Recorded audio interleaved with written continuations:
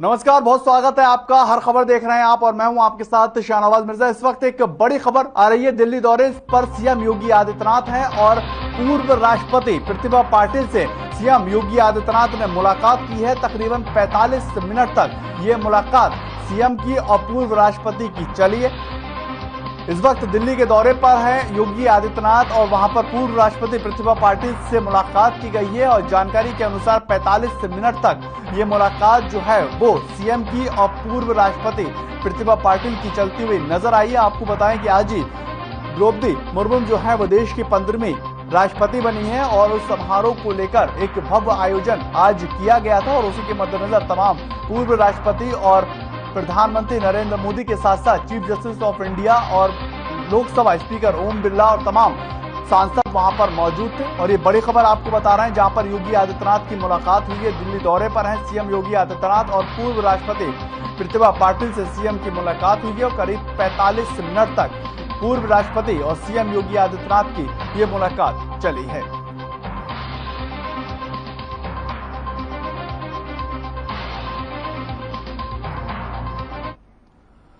उधर सावन मास के दूसरे सोमवार को लेकर 3 जनपद यानी कि लखनऊ, रायबरेली और उन्नाव की सीमा पर स्थित भगवान भोलेनाथ के मंदिर बागेश्वर धाम में लाखों की संख्या में श्रद्धालु पहुंच रहे हैं और देवी देवताओं का लेकर वहां पर महादेव का जलाभिषेक भी किया जा रहा है। आपको बता दें कि सुबह 4 बजे से ही भगवान शंकर के प्राचीन मंदिर बागेश्वर धाम में श्रद्धालुओं की भीड़ उमड़ती हुई नजर आ रही है और मंदिर परिसर में लगे मेले और श्रद्धालुओं की सुरक्षा के लिए 3 जनपदों का पुलिस और प्रशासन का फोर्स लगा दिया गया।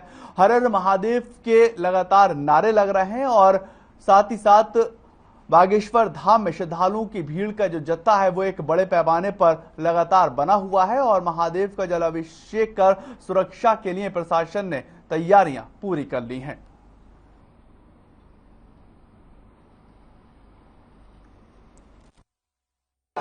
सावन का दूसरा सोमवार मैं मौजूद हूँ 3 जनपदों की सीमा पर स्थित भगवान भोले के दरबार पर, जहाँ पर रायबरेली, उन्नाव, लखनऊ की सीमा पर स्थित ये प्राचीन मंदिर जो कि सदियों से आस्था का केंद्र है। आज सावन के दूसरे सोमवार पर यहाँ लाखों की भक्तों की जो है संख्या आई हुई है। सुबह 4 बजे से भगवान शंकर का जलाभिषेक किया जा रहा है। यहाँ पर हमारे साथ कुछ भक्त मौजूद हैं, इनसे पूछते हैं कहाँ से आए हैं और भगवान भोले पर जल चढ़ा चुके हैं कि नहीं चढ़ा चुके। क्या नाम है आपका? शिवम यादव नाम है। कहाँ से आए हैं आप? लखनऊ से आए हैं। जल चढ़ गया आपका? ये हो गया है, भीड़ बहुत है। अच्छा कब से आ रहे हैं आप? अभी हमारा तो पहली बार है इस बार यहाँ। क्या नाम है आपका? विशाल यादव। भगवान शंकर पे जल चढ़ गया? कितने बजे आए थे आप? हम आज सुबह 6 बजे। कितनी भीड़ है यहाँ पर? बहुत ज्यादा भीड़ है जी। जल चढ़ाना बहुत मुश्किल हो गया, लेकिन हम भोले के भक्त हैं। बहुत ज्यादा भीड़ है, जल चढ़ाना मुश्किल हो गया है, लेकिन भोले के भक्तों का उल्लास आप देख सकते हैं। ये भोलेश्वर मंदिर का वो धाम है जहाँ पर सदियों से आस्था का केंद्र माना जाता है। यहाँ सुबह 4 बजे से कांवड़िए भी आते हैं और जो लोग जो है परिक्रमा करके आते हैं वो भी जल चढ़ाते हैं और लाखों की संख्या में श्रद्धालु यहाँ आते हैं, भगवान भोले पर जल चढ़ाते हैं। मैं तस्वीरों में और दिखाऊंगा कि जहाँ पर भगवान भोलेनाथ की जो मुख्य मूर्त रखी है, शिवलिंग रखी है, मैं वहां तक आपको ले चलूंगा। भीड़ बहुत ज्यादा है, लेकिन मैं आपको वो तस्वीर जरूर दिखाने का प्रयास करूंगा। ये तस्वीर आप देख सकते हैं, ये तस्वीर वो दरबार है जहां पर लाखों की संख्या में श्रद्धालु आते हैं और देख रहे हैं किस तरह जलाभिषेक हो रहा है। मैं आपको भीड़ दिखा रहा हूँ किस तरह भीड़ में जलाभिषेक कर रहे हैं श्रद्धालु। लगभग 4 बजे से यहाँ से पर भक्तों का तांता लगा हुआ है। ये भोलेश्वर धाम की वो शिवलिंग है जो सदियों से आस्था का केंद्र है। भोलेश्वर धाम अपने आप में एक फेमस मंदिर है। लखनऊ से इस वक्त एक बड़ी खबर है जहां पर लखनऊ विश्वविद्यालय में छात्रों का प्रदर्शन देखने को मिला है और हॉस्टल की फीस बढ़ोतरी को लेकर छात्र जो है वो लगातार प्रदर्शन करते हुए नजर आ रहे हैं। बड़े पैमाने पर फीस बढ़ोतरी को लेकर विश्वविद्यालय के छात्र प्रदर्शन कर रहे हैं और हॉस्टल की फीस बढ़ोतरी को लेकर ये प्रदर्शन जारी है। अर्धनग्न होकर छात्र प्रदर्शन करते हुए नजर आए और उनका सीधे तौर पर यह आरोप है कि हॉस्टल की फीस लगातार बढ़ रही है और उसको लेकर हम काफी ज्यादा परेशान हैं। फीस जो है वो कम की जानी चाहिए और प्रशासन को, एडमिनिस्ट्रेटिव जो ऑफिसर है उनको ये फैसला वापस लेना चाहिए और अर्धनग्न होकर छात्र अपना प्रदर्शन विरोध दर्ज करवाते हुए लखनऊ विश्वविद्यालय में नजर आए। हॉस्टल की फीस न बढ़े इसको लेकर प्रदर्शन किया जा रहा है और छात्रों की ये मांग है जो फीस बढ़ाई गई है उसको भी वापस लिया जाए।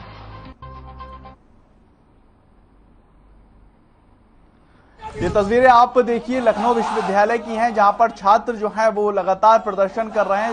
सिर्फ हॉस्टल की फीस जो है वो बढ़ाई गई है, उसको लेकर काफी ज्यादा परेशान है और साफ तौर पर ये कह रहे हैं कि ये जो हॉस्टल की फीस बढ़ी है इसको वापस लेना चाहिए और जो प्रशासनिक अधिकारी हैं उनको इस बात का फैसला मानना चाहिए, क्योंकि यहाँ पर गरीब तबका और कम आय वाले लोग भी जो है शिक्षा ग्रहण करते हैं। इसलिए हॉस्टल की फीस जो बढ़ रही है उसको नहीं बढ़ाना चाहिए और छात्रों की ये मांग लखनऊ विश्वविद्यालय में लगातार बनी हुई है।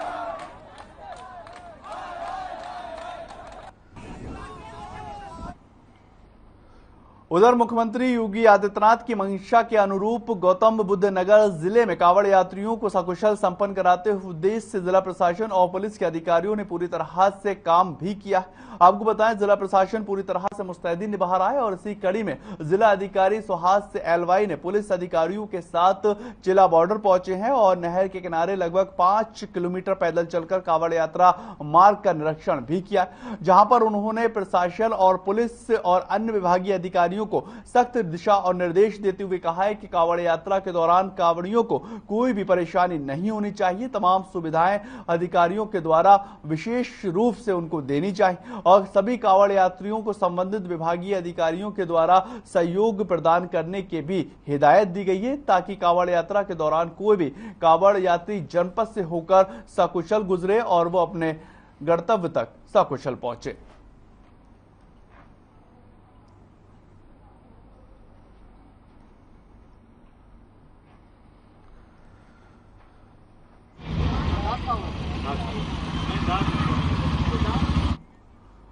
उधर लखनऊ से सियासत में जुड़ी एक बड़ी खबर है, जहां पर ओम प्रकाश राजभर के समर्थन में मुस्लिम संगठनों का पत्र जो है वो आया। मौलाना शहाबुद्दीन ने उनके संगठन के समर्थन में पत्र लिखा है और तंजीम उलेमाए इस्लाम के महासचिव है। रामपुर और आजमगढ़ दोनों सीटों से मुस्लिम बहुल ये माना जाता। आपको बताएं, रामपुर और आजमगढ़ की सीट जो है मुस्लिम बहुल है और ओम प्रकाश राजभर के समर्थन में मुस्लिमों से उनकी बात जो है अनसुनी कर दी गई। आजम खां परिवारवाद की लगातार बात करते हैं और मुसलमानों पर उनका प्रभाव अब खत्म होता जा रहा है। मुस्लिम समुदाय के जो नेता हैं वो ये बात कहते हुए नजर आ रहे हैं और सपा अब डूबती हुई गाड़ी है। मुसलमानों ने उनकी बात को अनसुना कर दिया और आजम खां परिवारवाद की बात किया करते हैं। इसलिए ओम प्रकाश राजभर के समर्थन में मुस्लिम नेता जो है वो आगे आते हुए नजर आ रहे हैं और समाजवादी पार्टी और आजमगढ़ दोनों जो लोकसभा चुनाव हुए थे उसमें हार समाजवादी पार्टी को मिली थी और उसी के मद्देनजर अब मुस्लिम संगठन जो मुस्लिम समाज है वो ओम प्रकाश राजभर के समर्थन में आता हुआ नजर आ रहा है। और ओम प्रकाश राजभर ने भी इससे पहले ये कहा था कि समाजवादी पार्टी से अब मैं अलग हो चुका हूं, यानी कि उत्तर प्रदेश के अंदर जो सियासत है वो अब गर्म पैमाने पर दिखाई दे रही है। आजम खां के ऊपर भी आरोप लगाया है कि ये परिवारवाद को बढ़ावा देते हैं।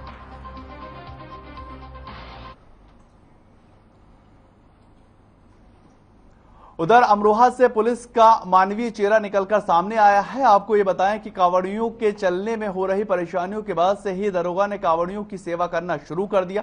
इस दौरान दरोगा ने पैर की मालिश कर कांवड़ियों के दर्द में राहत दिलाई है और कांवड़ियों की मालिश करते हुए दरोगा का ये वीडियो सोशल मीडिया पर जमकर वायरल हुआ। ये वीडियो गजरौला थाना क्षेत्र के ब्रजघाट चौकी पर तैनात दरोगा राजेंद्र सिंह पुडोरी का बताया जा रहा है, जहां पर वो सेवा कांवड़ियों की करते हुए नजर आ रहे हैं।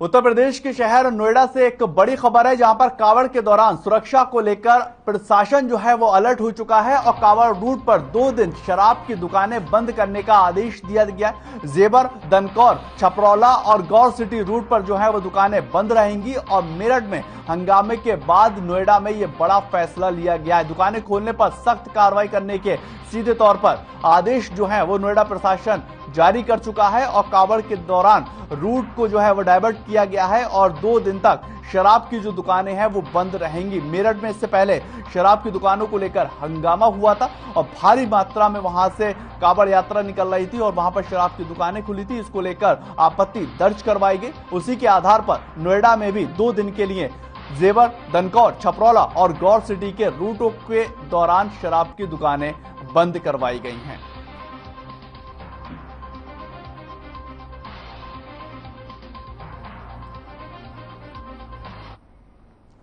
उधर उत्तर प्रदेश के अंदर कम बारिश होने से किसानों की चिंताएं लगातार बढ़ रही हैं। दरअसल उत्तर प्रदेश के 33 जिले सूखे की चपेट में आ चुके हैं, जहां पर 70 से ज्यादा 95% तक कम बारिश होती हुई नजर आई। इसके अलावा कौशाम्बी जिले में 95% कम बारिश हुई है, जबकि 6 जिलों में सामान्य बारिश औसतन दर्ज किया गया। उत्तर प्रदेश के फिरोजाबाद, एटा जिले में भी सामान्य से अधिक बारिश होती हुई नजर आई।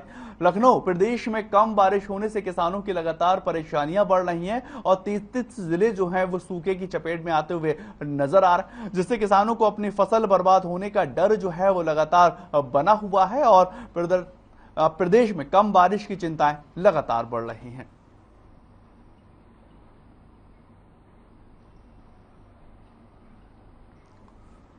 उधर कानपुर में 17 परीक्षा केंद्रों पर अग्निवीर परीक्षा भर्ती आयोजित की गई है और परीक्षा को लेकर सभी तैयारियां पूरी कर ली गई। सेंटरों पर भारी सुरक्षा व्यवस्था के इंतजाम लगातार किए गए हैं और रविवार को अग्निवीर योजना के तहत होने वाली परीक्षाओं के लिए पुलिस और प्रशासन के आला अधिकारी तैयारियों की समीक्षा कर रहे हैं ताकि कोई भी समस्या आगे ना आ पाए।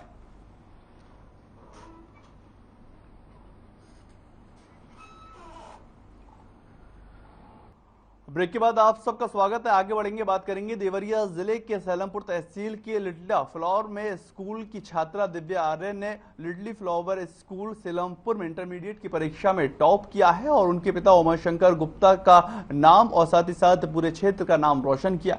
उन्होंने 90.5% अंक पाकर अपने स्कूल में प्रथम स्थान हासिल किया है। आपको बताएं कि गांव का नाम जो है वो प्रज्ञा गुप्ता जो है वो रोशन करती हुई नजर आई हैं और दूसरे नंबर पर वो आई और अपने स्कूल में उन्होंने टॉप किया है और इसके साथ ही उनके कुछ बड़े सपने भी हैं जिनको वो साकार करना चाहती हैं और पढ़ाई में हमेशा से होशियार रहीं। प्रज्ञा गुप्ता इस बार टॉप करती हुई नजर आई। आगे भी वो कामयाबी की बुलंदियां छूती हुई नजर आने वाली हैं क्योंकि वो पढ़ाई में बेपनाह अच्छी हैं और स्कूल के टीचरों का भी ये कहना है कि प्रज्ञा गुप्ता हमेशा से पढ़ाई को ही प्रथम मानती आई हैं और वो पढ़ाई के लिए बहुत ज्यादा सक्रिय भूमिका भी निभाती हैं।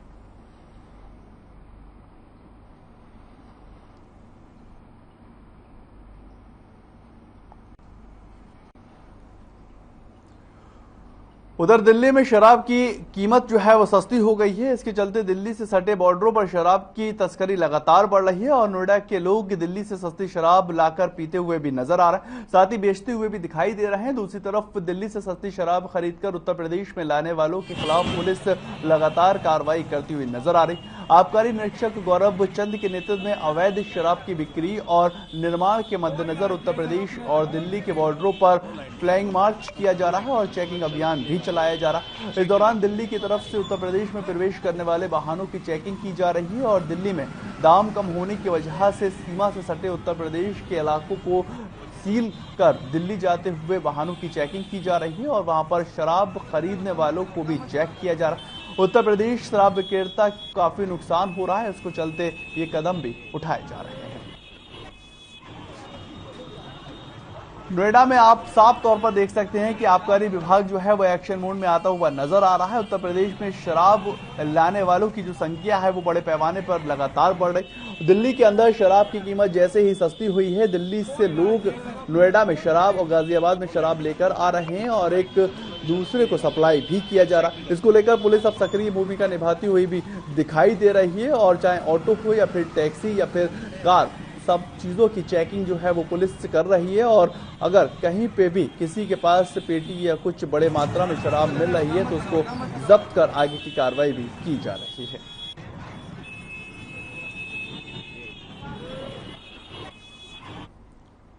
उधर वाराणसी एसटीएफ ने महाराष्ट्र के पुणे से जेल में बंद ज्ञानपुर के बाहुबली पूर्व विधायक के विजय मिश्रा के फरार बेटे को गिरफ्तार कर लिया है। दरअसल अपर पुलिस महानिदेशक वाराणसी ने आरोपी पर एक दिन पहले ही इनाम राशि बढ़ाकर 1 लाख रुपए का इनाम ऐलान कर दिया था। आपको बता दें कि आरोपी सामूहिक बलात्कार और जालसाजी सहित कई मुकदमों में वंचित था और आरोपी पर गोपीगंज थाना में 2020 में मुकदमे भी कई दर्ज हुए हैं।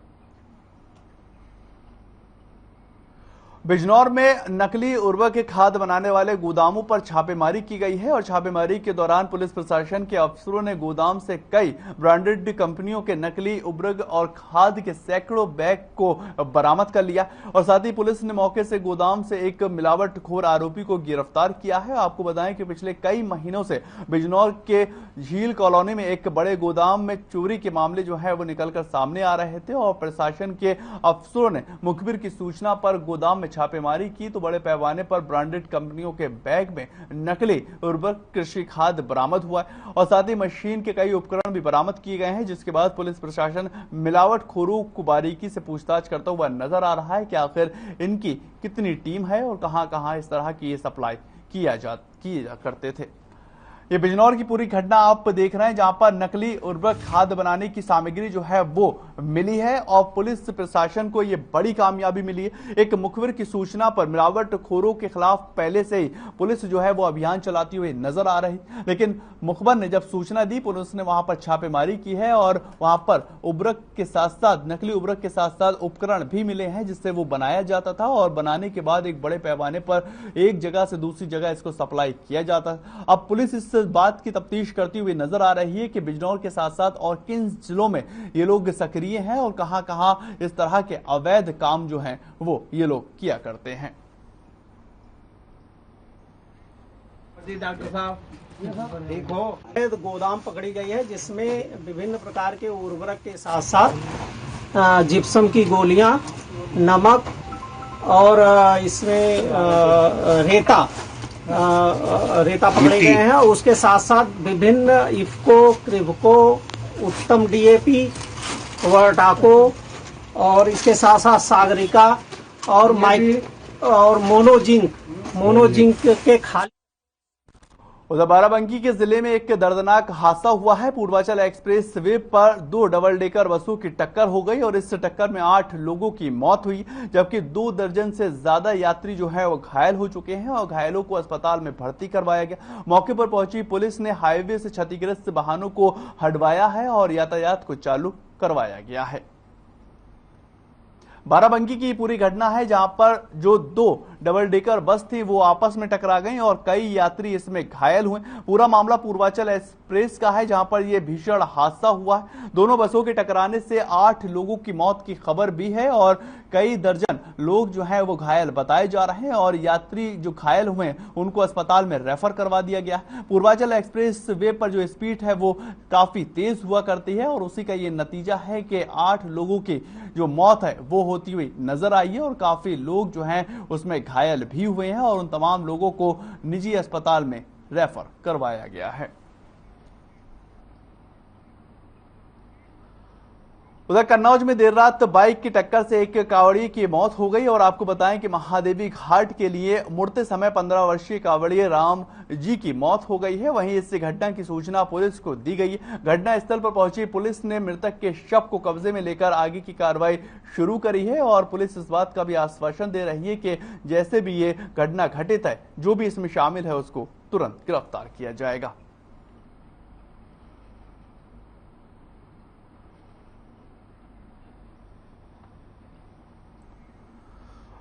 सोनभद्र जिले के बिल्ली मारकुंडी खनन क्षेत्र में लंगड़ा मोड़ स्थित पर खदान में रविवार की शाम मिट्टी का टीला धंसने की वजह से चपेट में आने से पॉकलैन ऑपरेटर और खलासी की मौत हो चुकी है और ऊंचाई पर मिट्टी काटने वक्त ये बड़ा हादसा घटित हुआ। सूचना मिलते ही सीओ एसओ सहित पुलिस के अफसर मौके पर पहुंचते हुए नजर आए और काफी प्रयास के बाद दोनों का शव बाहर निकाला जा सका है और परिजनों का रो रो कर बुरा हाल।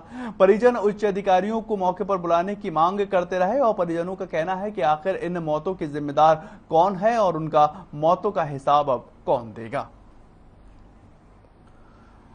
मिट्टी का टीला जो है वो धंसने की वजह से 2 लोगों की मौत हुई है। यहां पर हेल्पर की भी मौत हुई है। सोनभद्र की ये तस्वीरें आप साफ तौर से देख रहे हैं किस तरह से जो मिट्टी का जो अंबार था वो धंसा और उसके धंसने से ये हादसा घटित हुआ है। अब परिजनों का ये सीधे तौर पर आरोप है कि इसका मौत का जिम्मेदार कौन है और उच्च अधिकारी इसका आकर जवाब दें। मौके के ऊपर तुरंत जो है अधिकारी पहुंचते हुए नजर आए और तमाम स्थिति का जायजा लेते हुए दिखाई दे रहे हैं, लेकिन परिजनों का इस वक्त बहुत बुरा हाल हो रहा है, क्योंकि कमाने वाला एक जरिया और पूरे परिवार को संभालने वाला एक जरिया जो है वो अब इस दुनिया में नहीं रहा है और परिजन अब इस बात का हिसाब मांगते हुए नजर आ रहे हैं कि इन मौतों का आखिर जिम्मेदार कौन होगा।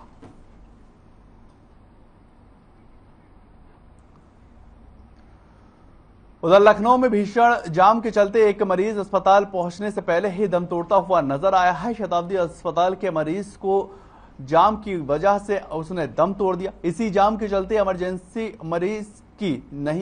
इस मरीज की नहीं हो सकी और चरक चौराहे, मेडिकल कॉलेज चौराहे से लेकर ट्रॉमा तक जाम लगा रहता है और मरीजों के लाने और ले जाने की एम्बुलेंस में जाम में फंसे होने की दिक्कतें देखने को मिलती।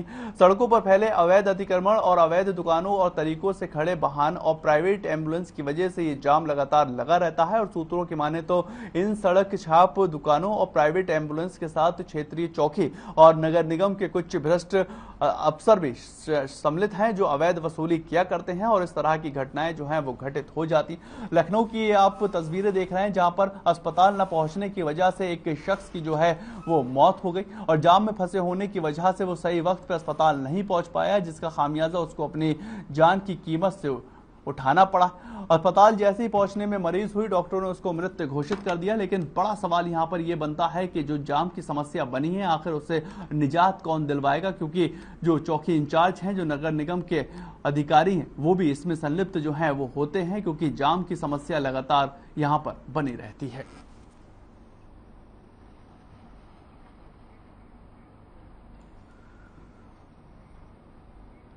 चलिए फिलहाल इस बुलेटिन में इतना ही। ताज़ा खबरों के लिए आप लगातार बने रहें हर खबर के साथ।